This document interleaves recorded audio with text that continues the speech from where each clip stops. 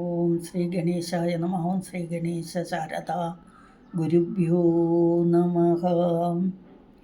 ഓം ശിവം ശിവകരം ശാന്തം ശിവാത്മാനം ശിവോത്തമം ശിവമാർഗപ്രണേതാരം പ്രണതോസ്മി സദാശിവം. സർവമംഗളമാംഗല്യേ ശിവേ സർവാർത്ഥസാധികേ ശരണ്യേ ത്രംബകേ ഗൗരി നാരായണി നമോസ്തുതേ. ഓം ശ്രീ മഹാദേവ്യേ നമഃ. ഓം ശ്രീ മഹാത്രിപുരസുന്ദരിയേ നമഃ.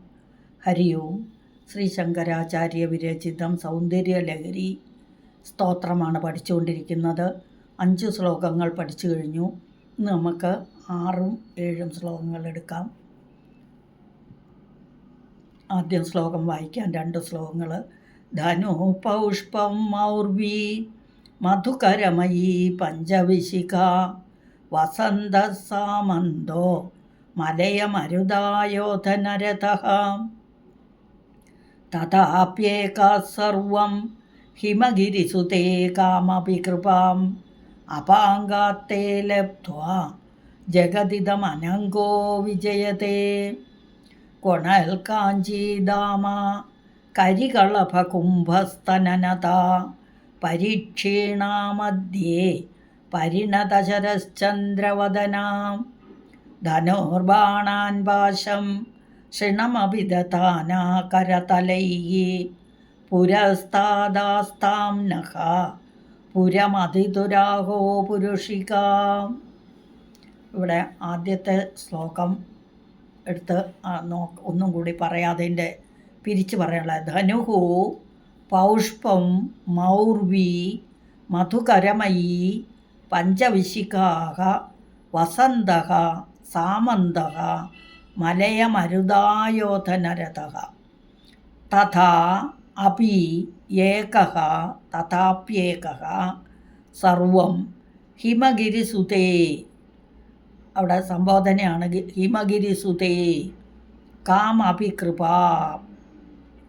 കാമഭികൃപാമപാങ്കാത്തെ ഒന്നിച്ചും വായിക്കാം.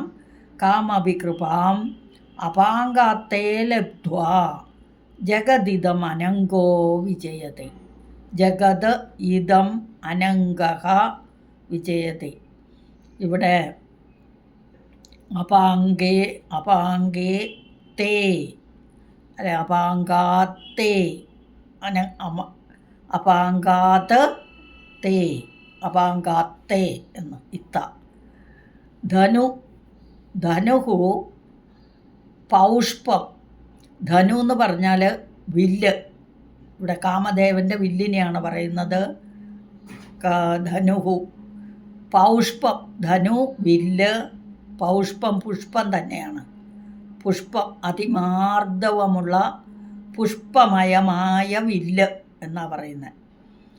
മൗർവി ആ വില്ലിൽ കെട്ടിയിരിക്കുന്ന ഞാണിനെയാണ് മൗർവി എന്ന് പറയുന്നത്. മധുകരമയി ഞാണെന്താണ്? വണ്ടുകളുടെ ഇനങ്ങൾ, പലതരത്തിലുള്ള വണ്ടുകളെ കോർത്താണ് ഞാണായിട്ട് കിട്ടിയിരിക്കുന്നത്. മധുകരമയി, മധുകരം വണ്ടുകളാണ്. അപ്പോൾ പലതരത്തിലുള്ള വണ്ടുകളെ കൊണ്ട് കോർത്തിണക്കിയാണ് ആ ഞാണെന്നെ ഉണ്ടാക്കിയിരിക്കുന്നത്. മൗർവി മധുകരമയി, ഞാണ് വണ്ടിനങ്ങളാണ്. പഞ്ചവിശിഖാക, വിശിഖങ്ങൾ എന്ന് പറഞ്ഞാൽ അമ്പ്, ബാണം എന്നൊക്കെ അർത്ഥം. അപ്പോൾ 5 അമ്പുകൾ ഏതൊക്കെയാണ്? 5 അമ്പുകൾ അരവിന്ദം മുതലായ പൂക്കളാണ്. 5 പൂക്കൾ, തന്മാത്രകൾ എന്നും പറയാം. 5 പൂക്കളാകുന്ന തന്മാത്രകളെ കൊണ്ടാണ് അമ്പുകൾ ഉണ്ടാക്കിയിരിക്കുന്നത്. അത് ചൂതം, അരവിന്ദം, അശോകം, മല്ലിക, നീലോൽപ്പലം. ഈ 5 പൂക്കൾ. ചൂതം എന്ന് പറഞ്ഞാൽ മാമ്പൂവ്, അരവിന്ദം തന്നെ, താമര അരവിന്ദം. പിന്നെ അശോകപ്പൂവ് അറിയാം.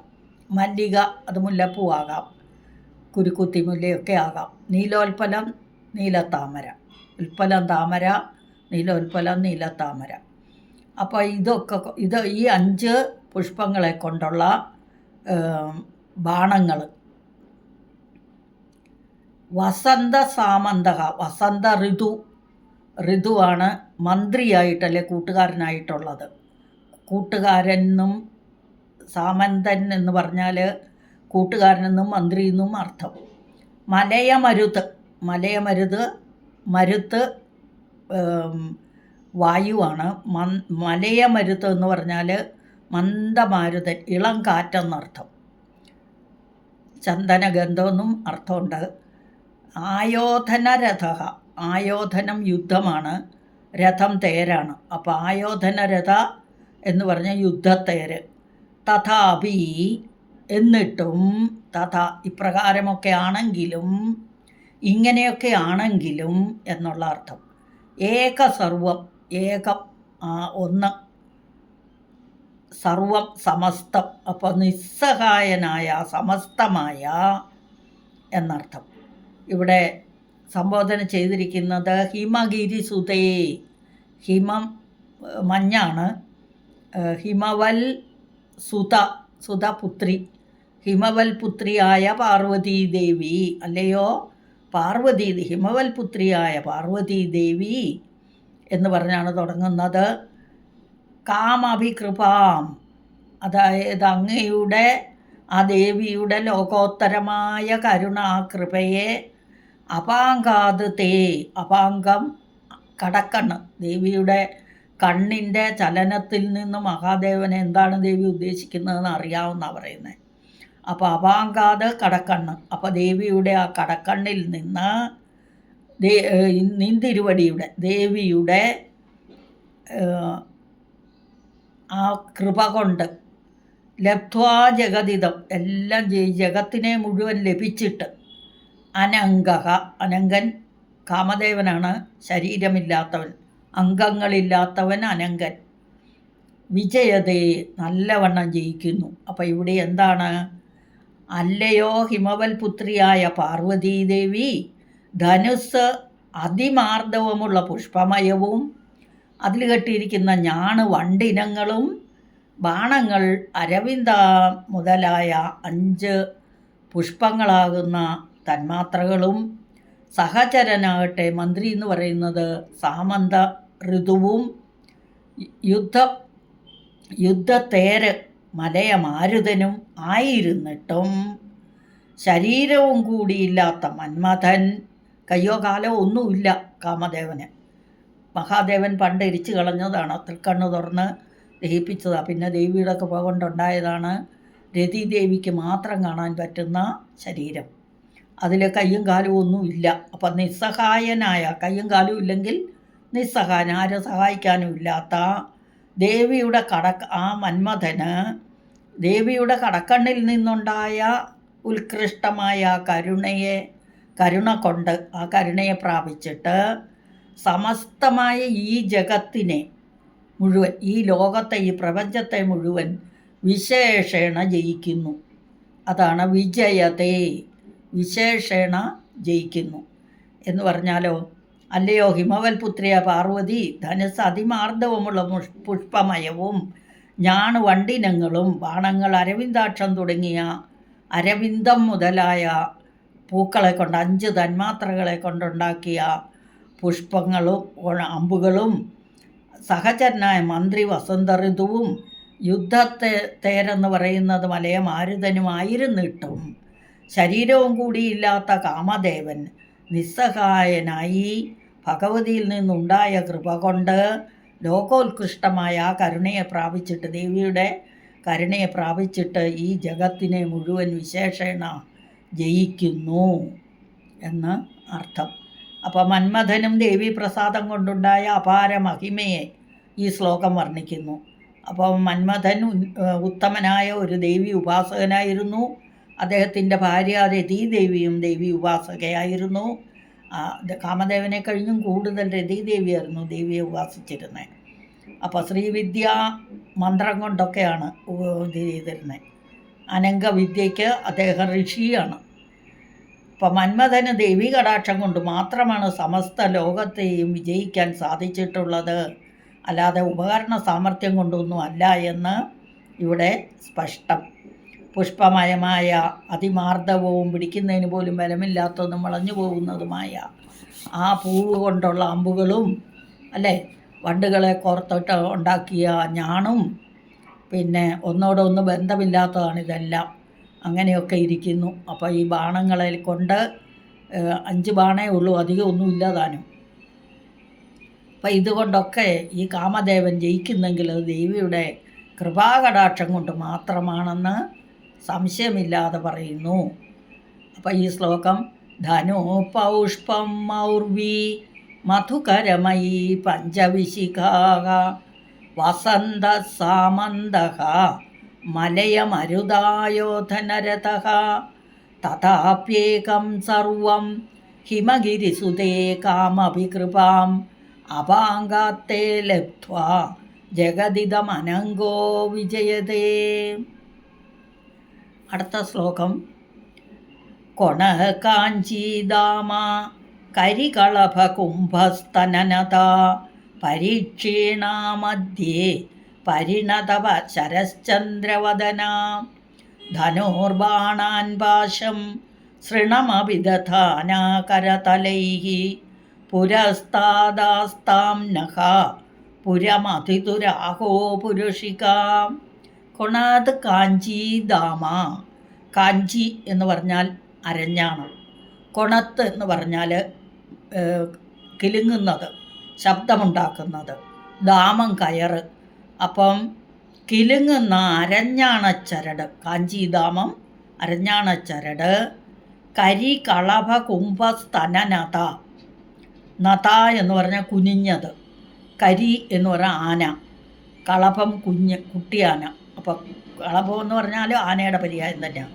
അപ്പോൾ ഒരാനക്കുട്ടിയുടെ മസ്തകം പോലെ, കുംഭം പോലെ, മസ്തകം പോലെയുള്ള കുനിഞ്ഞ സ്തനങ്ങളോട്, അതിൻ്റെ ഭാരം കൊണ്ട് കുനിഞ്ഞു കിടക്കുന്നു, ആ കുനിഞ്ഞ സ്തനങ്ങളോട് കൂടിയവളും പരീക്ഷീണാമധ്യേ, മധ്യഭാഗം, നമ്മുടെ ശരീരത്തിൻ്റെ മധ്യഭാഗം എന്ന് പറയുന്ന വയറിൻ്റെ ഭാഗം. അപ്പോൾ കൃശഗാത്രി എന്ന് പറയാം, മെലിഞ്ഞ ശരീരമുള്ളവളും അല്ലേ, പരീക്ഷീണ, ക്ഷീണിച്ച മെലിഞ്ഞ മധ്യഭാഗത്തോടു കൂടിയവളും പരിണത ശരശ്ചന്ദ്രവദന. വദനം ശരത്കാലത്തെ ചന്ദ്രൻ, ശരത്കാലത്ത് ചന്ദ്രൻ പൂർണ്ണചന്ദ്രനായിട്ട് മുഴുവനും ഇതാവുന്നു. അപ്പോൾ പൂർണ്ണചന്ദ്രനെ പോലെ ഉള്ള മുഖത്തോടു കൂടിയവളും ധനുഹു, വില്ല്, അതാ ദേവിയുടെ വില്ലിൻ്റെ വില്ല് കരിമ്പ് വില്ലാണ്, ഇക്ഷു ദണ്ഡ, അതാണ് കരിമ്പ് കൊണ്ടാണ് ദേവിയുടെ വില്ലുണ്ടാക്കിയിരിക്കുന്നത്. ബാണങ്ങൾ, പാശം, ബാണങ്ങൾ എന്ന് പറഞ്ഞാൽ അമ്പുകൾ, പാശം കയറ്, സൃണം എന്ന് പറഞ്ഞാൽ തോട്ടി, അങ്കുശത്തിനെയാണ് സൃണം എന്ന് പറയുന്നത്. അപ്പോൾ ഈ ദധാന കരതലേ, 4 കൈകളിൽ ദേവി ദധാന ധരിച്ചിരിക്കുന്നു. എന്താ ധരിച്ചിരിക്കുന്നത് ദേവി? ധനുസിനെയും ബാണങ്ങളെയും പാശത്തെയും അങ്കുശത്തെയുമാണ് ധരിച്ചിരിക്കുന്നത്. അപ്പോൾ സൃണം, അങ്കുശം, ധനു, വില്ല്, ബാണം, അമ്പ്, പാശം, കയറ്, ഇതെല്ലാം 4 കൈകളിലും പിടിച്ചിരിക്കുന്നവൾ ആണ് ദേവി. ദധാന എന്ന് പറഞ്ഞാൽ ധരിച്ചിരിക്കുന്നവൾ, ധരിക്കുക എന്നൊക്കെ അർത്ഥം. കരതലേഹി, 4 കൈകളിലും, 4 കൈകളെ കൊണ്ട് പിടിച്ചിരിക്കുന്നവളും പുരസ്താദ് ആസ്താം, മുമ്പിൽ, അതായത് ഹൃദയകമലത്തിൽ മുൻവശത്ത്, ഹൃദയമാണല്ലോ മുമ്പിൽ, നഹ ഞങ്ങളുടെ. അപ്പോൾ പുരമതിദുഹു എന്ന് പറഞ്ഞാൽ ത്രിപുരാന്തകൻ ആരാ? 3 ലോകവും ഇതാക്കിയ, സംഹാരകാലത്ത് 3 ലോകങ്ങളെയും ഇല്ലാതാക്കിയവൻ ത്രിപുരാന്തകൻ ശിവനാണ്, മഹാദേവൻ. അപ്പം ആ മഹാദേവൻ്റെ ആഹോ പുരുഷിക, ആഹോ അഹങ്കാരരൂപിണിയായ ആ ദേവി, അങ്ങനെയുള്ള ആ ദേവി നഹ ഞങ്ങളുടെ പുരസ്താദ് ആസ്ത, ഞങ്ങളുടെ ഹൃദയകമലത്തിൽ പ്രകാശിക്കട്ടെ എന്ന് അർത്ഥം. അപ്പോൾ ഒന്നും കൂടി അർത്ഥം പറയാം. കൊണക്കാഞ്ചീദാമ, ശബ്ദിച്ചു കൊണ്ടിരിക്കുന്ന അരഞ്ഞാണച്ചരടോടുകൂടിയവൾ. ദേവിയുടെ അരഞ്ഞാണാകുമ്പോൾ അതിനെ ഓഢ്യാണം എന്ന് പറയും. ഓഢ്യാണം അരഞ്ഞാണാണ്. കരികളഭ കുംഭസ്തനനത, ഒരു ചെറിയ കുട്ടിയാന, 30 വയസ്സൊക്കെയുള്ള ചെറിയൊരു കുട്ടിയാനയുടെ മസ്തകങ്ങൾ പോലെ ഇരിക്കുന്ന സ്തനങ്ങളുടെ ഭാരം കൊണ്ട് അല്പം കുനിഞ്ഞവളും പരിക്ഷീണ മധ്യ കൃശമായ മധ്യപ്രദേശത്തോടു കൂടിയവളും വയറ് മെലിഞ്ഞ മധ്യഭാഗം എന്ന് പറഞ്ഞാൽ ഒട്ടിയ വയറ്, അത് സൗന്ദര്യ ലക്ഷണമാണ്. പിന്നെ ഒട്ടിയ വയറോട് കൂടിയവൾ, സൗന്ദര്യ ലക്ഷണത്തോടു കൂടിയവളും പരിണത ശരത്ചന്ദ്ര, ശരൽക്കാലത്തിലെ പൂർണ്ണചന്ദ്രനെ പോലെയുള്ള മുഖത്തോടു കൂടിയവളും ധനുർബാണാൻ പാശം ശ്രീണിമപി, ധനുസിനെയും ബാണങ്ങളെയും പാശത്തെയും അങ്കുശത്തെയും ദധാന ധരിച്ചിരിക്കുന്നവൾ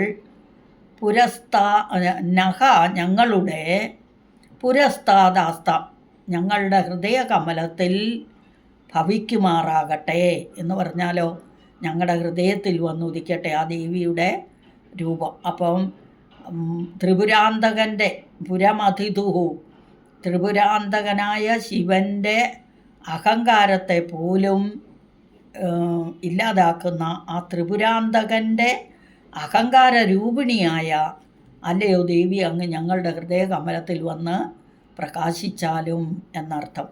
അതായത് സമയികൾക്ക് മണിപൂര ചക്രത്തിൽ പ്രകാശിക്കുന്ന, മണിപ്പൂര ചക്രം എന്ന് പറയുന്ന അതിൽ പ്രകാശിക്കുന്ന ദേവീ രൂപത്തെയാണ് ഇതിൽ പ്രതിപാദിച്ചിരിക്കുന്നതല്ലേ. മറ്റ് രൂപങ്ങൾ 3 രൂപമുണ്ട് പരദേവതയ്ക്ക്. അപ്പം മറ്റ് ദേവീ രൂപങ്ങളിൽ വെച്ച് ഏറ്റവും ഉത്തമമാണ് ഈ രൂപം. പരദേവതയ്ക്ക് സ്ഥൂലമെന്നും സൂക്ഷ്മമെന്നും പരമെന്നും പറഞ്ഞ് 3 ഇതുണ്ട്, 3 രൂപങ്ങൾ. അതിൽ ഉപാസ്തിയോഗ്യങ്ങളായ 3 രൂപങ്ങളാണത്. അതിൽ സ്ഥൂലം എന്ന് പറഞ്ഞാൽ കരചരണാദി അവയവങ്ങളോട് കൂടിയത്, കയ്യും കാലും ഒക്കെ ഉള്ളതും, അത് മന്ത്രസിദ്ധന്മാർക്ക് മാത്രം കാണുന്നതിനും സ്പർശിക്കുന്നതിനും ഒക്കെ പറ്റും. പിന്നെ നമ്മുടെ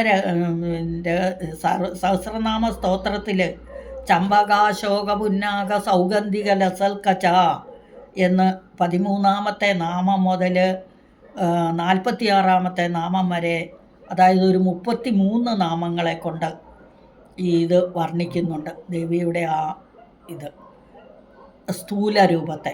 ഇനി സൂക്ഷ്മരൂപത്തെ, മന്ത്രാത്മകമായിട്ടുള്ള സൂക്ഷ്മരൂപത്തെ പുണ്യവാന്മാർക്ക് ശ്രവിക്കുന്നതിനും ഉച്ചരിക്കുന്നതിനും സാധ്യമായിട്ടുള്ളത്, അതായത് ശ്രീമദ് ഭവകൂടൈകം സ്വരൂപമുഖ പങ്കജ എന്ന് തുടങ്ങി 4 നാമങ്ങൾ, മൂലാധാരൈക നിലയ മുതൽ വിസതന്തു തനീയസി വരെ 13 നാമങ്ങളെ കൊണ്ട് വർണ്ണിക്കുന്നു കുണ്ടലിനി, നമ്മുടെ കുണ്ടലിനി ദേവിയെ. അപ്പോൾ ഇതിലൊക്കെ ആദ്യത്തേതായ സ്ഥൂല രൂപത്തെയാണ് ഈ ശ്ലോകം പറയുന്നത്. ഇനി ദേവിയുടെ ആയുധങ്ങളും സ്ഥൂലം, സൂക്ഷ്മം, പരം എന്ന് 3 വിധമുണ്ട്. അത് സ്ഥൂലം വണ്ടിനങ്ങൾ ഞാണായി എടുത്ത് താഴത്തെ കയ്യിൽ ധരിച്ചിരിക്കുന്ന കരിമ്പുവില്ലും വലത്തെ കയ്യിലുള്ള താമരയും, അതായത് രക്തകൈതവം എന്നൊക്കെ പറയും, കൽഹാരം എന്നൊക്കെ. ഈ ഞാൻ പറഞ്ഞ 5 പൂക്കൾ, 5 പൂക്കളുടെ പേര് പറഞ്ഞായിരുന്നു അല്ലേ? ചൂതം, അരവിന്ദം, അശോകം, മല്ലിക, നീലോൽപ്പലം, ഇതൊക്കെ. അപ്പോൾ ഇങ്ങനെയുള്ള, പിന്നെ കയ്യിൽ 4 കൈകളിൽ ആ പുഷ്പബാണങ്ങളും ഉണ്ട്. കൂടാതെ മുകളിലെ ഇടത്ത് കയ്യിൽ കയറും വലത്തെ കയ്യിൽ ചന്ദ്രക്കലയും ശോഭിക്കുന്ന അങ്കുശമുണ്ട്. സൂക്ഷ്മം ധനുസ് ധം ബാണങ്ങൾ ദ്രാം ദ്രീം ക്ലീം ബ്ലൂം സ പാശം ഹ്രീം അങ്കുശം ക്രോം എന്ന മന്ത്രങ്ങളും, ഇതൊക്കെ ഈ ബാണങ്ങളും ധനുസും മനസ്സും ശബ്ദ സ്പർശ രസരൂപഗന്ധങ്ങളെല്ലാം രാഗം പാശം ക്രോധ അങ്കുശം എന്ന വാസന, ഇതെല്ലാം വാസനമയങ്ങളാവുന്നതിനെക്കുറിച്ചാണ് നമ്മൾ ഈ ശ്ലോകത്തിൽ പഠിച്ചത്. അങ്ങനെ 2 ശ്ലോകങ്ങൾ ഒന്നും കൂടി വായിക്കാം. ധനോ പൗഷ്പം മൗർവി മധുകരമയീ പഞ്ചവിശിഖാഃ വസന്ത സാമന്തഃ മലയമരുതായോധനരഥഃ തഥാപ്യേകഃ സർവം ഹിമഗിരിസുതേ കാമപി കൃപാം അപാങ്കാത്തേ ലബ്ധ്വാ ജഗദിദമനങ്കോ വിജയതേ കൊണത്കാഞ്ചീദാമ കരികളഭകുംഭസ്തനനത പരീക്ഷീണാമധ്യേ പരിണതശരശ്ചന്ദ്രവദന ധനുർബാണാൻ പാശം സൃണമപി ദധാന കരതലൈः പുരസ്താദാസ്താം നഃ പുരമതിഥുരാഹോ പുരുഷിക പുരമതിഥുഹു ആഹോ പുരുഷിക. ആ വിസർഗം പോയിട്ട് അവിടെ രാ വന്നതാണ്. അടുത്ത ക്ലാസ്സിൽ വരുന്നവരേക്കും ഹരിയും അമ്മേ നാരായണ. സകലം ശ്രീദേവ്യാർപ്പണമസ്തു. അപരാധശതം കൃത്വാ ജഗദംബേതി ചോച്ഛരേത് യാഗതീം സമവാപ്നോതി.